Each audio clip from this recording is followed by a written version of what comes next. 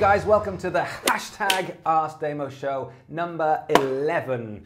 With me, as always, on the wheels of steel is Mr. Morgan M. James. Look, you've got your own camera now. Oh, this is amazing. Do we have some questions? We do indeed. We also have a package. Love it when bands send stuff in. If you want to send stuff in, the address, which will be on the screen, is Ask Damo Show, 30 Brunswick Street, East, Hove, BN3 1AU. Ah! If it's not one of my favourite metal bands, Damn Dice, Francois and the boys, done good. Their new album, they've been working very, very hard at this. Oh, I love that. Look at that for a good design. That is what I will be wearing later in a Instagram/Snapchat shot. This one's for you. No way. It is. I have Morgan M. James gets his own t-shirt. Yes. So the new Damn Dice album is out and it is fantastic. If you want to check this out, it's called Thriller Killer. 12 fantastic tracks. Go and get it. You can either buy the CD, it's on Spotify, it's everywhere. But more importantly, go and show these boys some love because they work very hard and they're lovely guys. I'll be wearing this later. Thank you very much to all the cameras. Right, love it. Right, what we got? Are you ready for the first question? I was born ready. Okay, here we go. Right, so question number one. What percentage of budget should I hold back for my album advertising? And that is from Ella Stevens. Okay, good question. So the reason, one of the things that really grinds my gears, I won't swear because we'll get demonetized, but one of the things that really grinds my gears is that a lot of you guys are spending so much time and effort making some amazing pieces of work, some great EPs, some great albums, some great singles, some great music. You're recording it, then you're putting it out there and you're not holding any money back to actually promote it.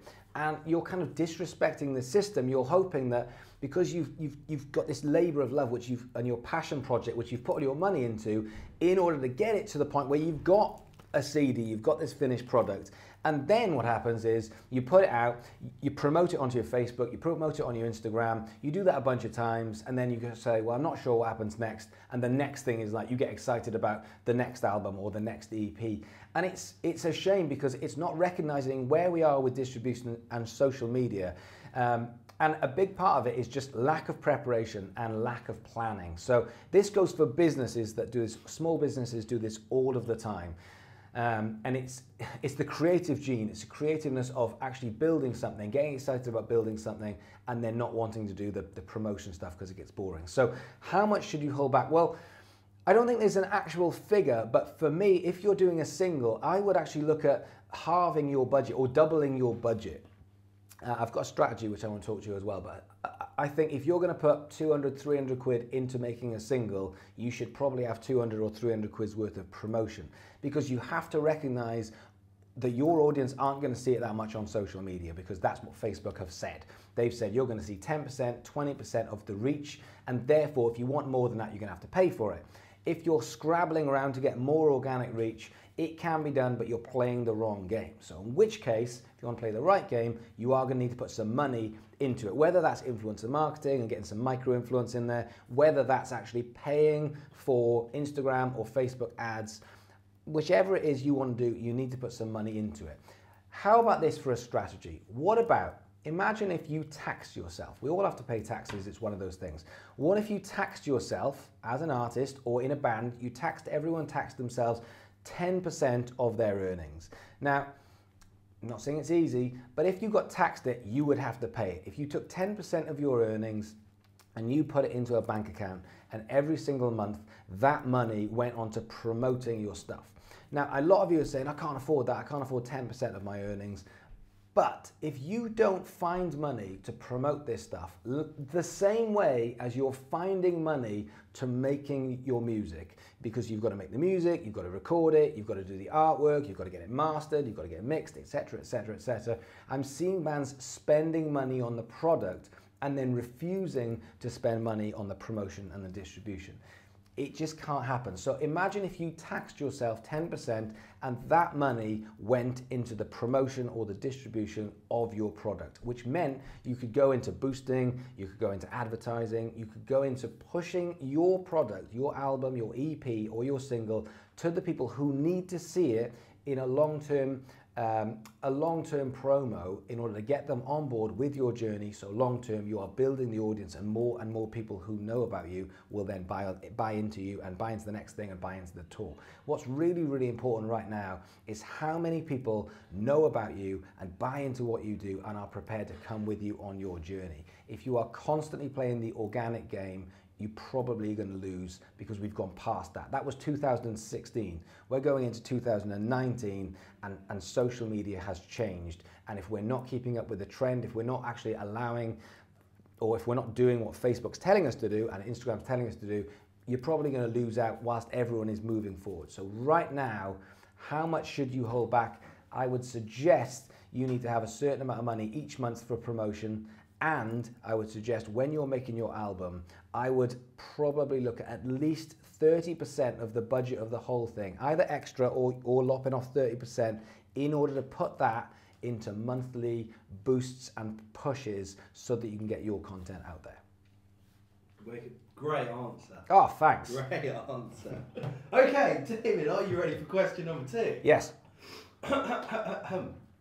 What is the tipping point for in-house DIY social media plus outsourcing to a specialist? And that is from Jake Simons. Okay, so effectively, what's the tipping point between a band or a business doing their own social media and having someone in-house or taking care of it in-house and then saying, this is too much work, we need to actually bring in a specialist company? Well, a lot of it depends on how much money you've got and how much time you've got. But bands keep saying to me, I haven't got time for the social media, I haven't got time for it. So that's what today is all about. So what we are doing right now, this is Inception. I am doing a piece of content, which is a show, one piece of content. However, from that, we are making a video on how this one masterpiece of content can be turned into 50 pieces of content, maybe even 60 pieces of content. It's how you break the content down. You don't have to spend 4 or 5 hours a day on your social media. What you have to do is you have to be smarter, you have to be clever, you have to plan it better, and you have to have responsibilities for each person in the band / the business. So from this piece of content, the hashtag #AskDamoShow, what we are going to do is we are going to pull off the audio, we are going to pull off certain key inspirational quotes or phrases. We're going to make them into Twitter quotes. We're going to take breakdowns of each question, and we're going to turn them into written word. We're going to turn them into smaller bite-sized chunks for Instagram. We're going to turn them into sort of medium-sized chunks for Facebook. It's how we can actually break things down into all of the platforms to really squeeze the lemon of one piece of content. That's what people aren't doing right now, and that is the most important thing. If you feel like you have to make a piece of content, put it on social media, and then think, right, now I've got to make another piece of content, then that is so time consuming that what you need to do is you need to rethink your strategy and think of how you can make certain content per week, like this one, which doesn't take up all of your time. Now, in this instance, this is about helping musicians. This is an educational channel. So for me, this makes sense, a question and answers, but you could still do this sort of thing in a band. You could still put together some kind of show which could be broken down. You could still be doing performances which can be broken down. You could still enhance your social media with things like Facebook Live, Instagram Live. You could still do YouTube Live. There's so many things that you could do that you're not doing. And so what really annoys me is when bands are saying, I haven't got time for all this social media, and then when I go and look at your Facebook, you'll have a flurry of work for a couple of days, and then there'll be a week or 2 weeks or 3 weeks of nothing. And consistency is so key in doing this. So right now, it's how you break content down. As for when it gets to the next level, well, if you can afford it, think about it. But the issue we have now is if you want to get someone in who's a specialist in social media, it's expensive. And it's because it's time consuming, you might need 2, 3, 4, 5 people to do it. So if you are looking at your band of, let's say, an average of 4 people, that is a lot of damage that you can do. 4 people can do a lot of damage on social media. So right now, if you're going to farm it out to a company, you're going to be paying top whack. They're going to be paying 30, 40, 50 quid an hour, and you're probably going to be allocated 5 hours a week or 10 hours a week. You have the time. At the moment, you've probably got a priority management problem if you can't get around to doing some extra social media. If you've got the money to farm it out, fine, do it. But most of you haven't. And you know, from experience, the costs of bringing in a social media company are high. I mean, social media, you know, small social media companies with zero experience might charge you a couple of £100, but then you get the big boys that'll charge millions and everything in between. So it depends what your budget is. But right now, for me, the tipping point for most bands is nowhere near where they're actually at. And if they want to pass it off, it's from the laziness of not knowing what they're doing and not wanting to put the time into learning, as opposed to this idea that they have no time and they can't do it. Because this piece of content that we are doing now, we could have an entire week's worth of content. And I sat down at 10 o'clock and it's now 10:30, we'll be done in 10 minutes. This is a 30 to 40 minute piece of content. And then from there, we're going to take 2 hours or an hour and a half into breaking that down into an entire week's worth of content. You can do the same thing as a band. Thank you, man. Right, question number 3. Okay. As a covers band, how can we stand out from every other Tom, Dick and Harry, leaving music college and setting up a covers band? And that's from Maxwell Lloyd. What's really interesting with this is I'm getting a lot of questions about covers bands, and it's another reminder right now that I feel like, especially in the UK, in this country, it's another reminder that maybe there's a bit of a recession sort of looming on the horizon. People are starting to panic a little bit more about money. Don't know, and I'm not scaremongering, but I recognize the patterns from 2008 and also 2001. Ironically, I set up a covers band in 2001, which funded a big part of when I built BIM. That was how I kind of funded the back end. Me being able to live was at the weekends I'd be out doing covers gigs. Ironically enough, when I sold BIM, I didn't really know what to do, so I just set up a band with my mates, and it so happened that it coincided with the 2008 recession. And so ironically enough, two of the kind of working commercial bands that I've set up have been in 2 recessions. So I'm noticing some similar traits from the last couple. But that aside, we are now at a time where everyone's in some kind of commercial band making money from playing. If you go on agencies, there's just hundreds of very similar bands doing the same thing. And as I always say, getting gigs on a Saturday in August is easy. But getting gigs on a Thursday in February or even a Saturday in November, that's hard, because that's when competition sets in. So what's going to set you apart? What are your USPs? When everyone's leaving college, everyone's setting up some kind of commercial band to keep themselves afloat, and now the market is incredibly noisy. Agencies aren't really looking for more bands because they've got plenty. So how are you going to break through the noise? Well, there's a couple of things that you can do. Number one, you should be looking at what the trends are. Because if you look at commercial covers bands, a massive part of what they do is age-based. So for example, weddings and corporate parties. People who own businesses now, who are 35 to 45, me, grew up listening to Rage Against the Machine and Metallica. We didn't grow up listening to 60s and 70s pop music. So there's a lot of genres out there that, you know, I'm not offended by the Sex Pistols, I'm not offended by Rage Against the Machine. And the last thing I want to do is hire a covers band where it's some twee 1970s disco and funk tracks which were before my time, I Will Survive and Disco Inferno. I don't really want that, so it doesn't have to be cheesy. Now, people who are getting married are 24, 25. So if you think about their childhood from when they were 15 to when they were 20, they were probably, you're probably talking 5 to 10 years ago. So for them, nostalgia is quite recent. So if you're trying to play tracks from 15, 20 years ago, all of a sudden it's a little bit outdated. Even stuff like Mr. Brightside and Sex on Fire, even these tracks now, you know, you're looking at 10 to 15 years ago. And so if you want to start getting with trends, you should be starting to look at people who are 23 to 28, what music they listen to now and what music they have listened to over the last couple of years. What do they find nostalgic? Are they going to find the Spice Girls nostalgic? Or is it before that? Are they going to find Disney nostalgic. There's certain things that you can put in there that will trigger nostalgia and people's memories rather than just regurgitating the same old that everyone is doing. Because when everyone puts a covers band together, they do the same thing. They play safe. They say, what's the budget? The budget's £1,000 because that's what everyone has. What's the songs? Well, it's the same songs as everyone else. We're going to play Bruno Mars, and we're going to play the Killers, and we're going to play Sweet Child of Mine, and it's like, it's all the same stuff. So you're just going into the noisiest part of a noisy industry. So why not change it up? Why not look at what's cool now?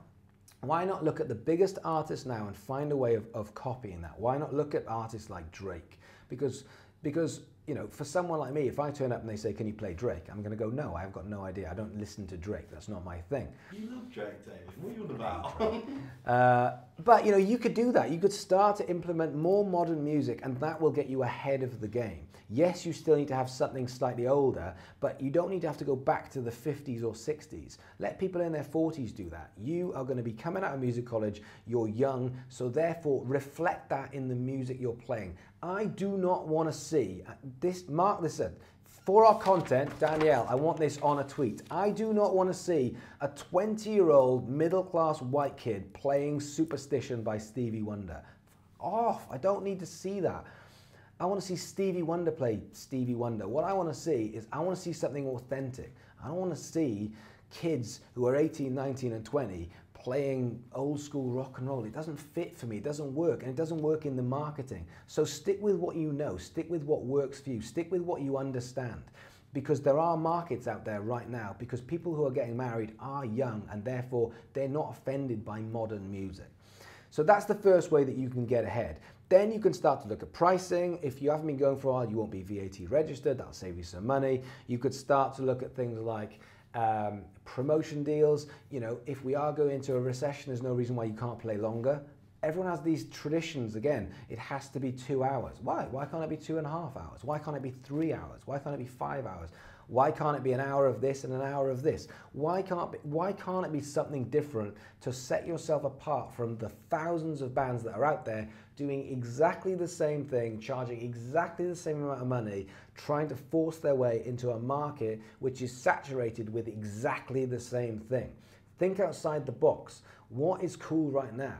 What are 23 to 27-year-old females, don't forget you're very much going for the female market. What is it that they're listening to? What is it that they're into? And what can you crowbar into your band to make it look and feel like something more modern and a bit different to what's already out there? That was really good. Thanks. I never thought of that. God. Wow. Right.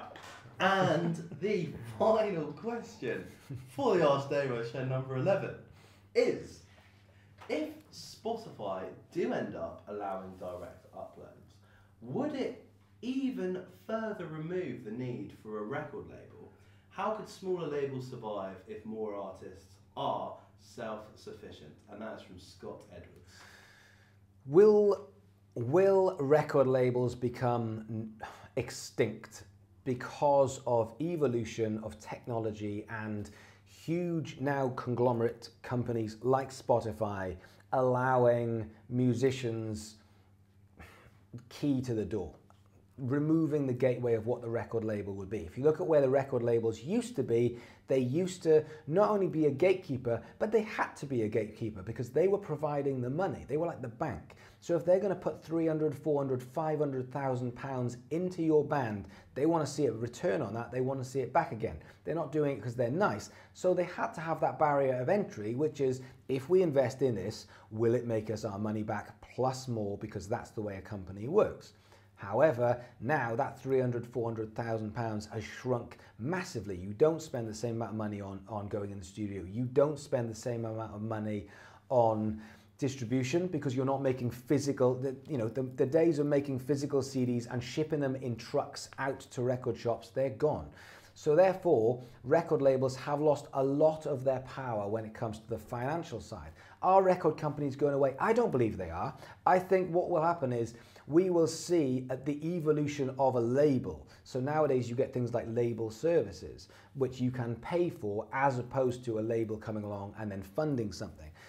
bands and artists, by this very channel, bands and artists need mentoring, and they need help, and they need time, and they also need experience and specialist help, even with the stuff that we're talking about with social media. And record labels will always hold, they'll always hold experience and specialisms that bands will need. It might not just be a financial, it might not be implementing just financial stability into the band, but it might still be holding certain barriers to entry. And I don't see record labels going away. I see smaller labels turning into more 360 kind of management slash mentoring, almost educational and training, as opposed to just being a label that puts a record out. Because if you think about it, what do I need from a label? Do I need a label to put my music on Spotify? No.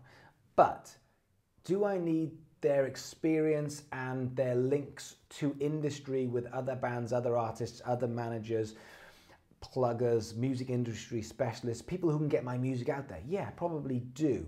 And so therefore, would I pay for that, or would I be prepared to give a chunk of it away? Probably would, yes.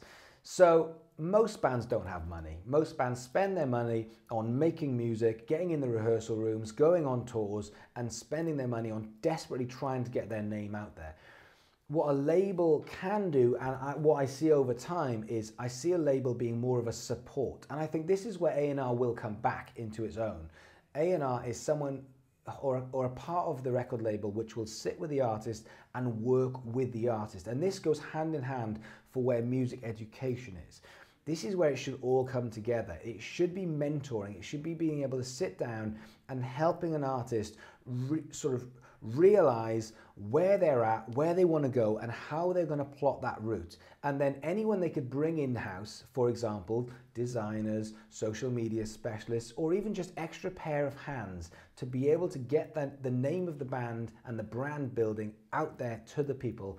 I don't see that changing. I see it evolving. I don't see labels going away. I think they're smarter than that. I think they've got money. So I think what will end up happening is, hopefully, labels, instead of actually having the sword of Damocles holding over you of will you or will you not get the money, will you get to come in and play in our game or will you not, I see it more a case of, this band is going, if we invest our time, effort, specialist help into this band, can they go further, and then can we make something of it?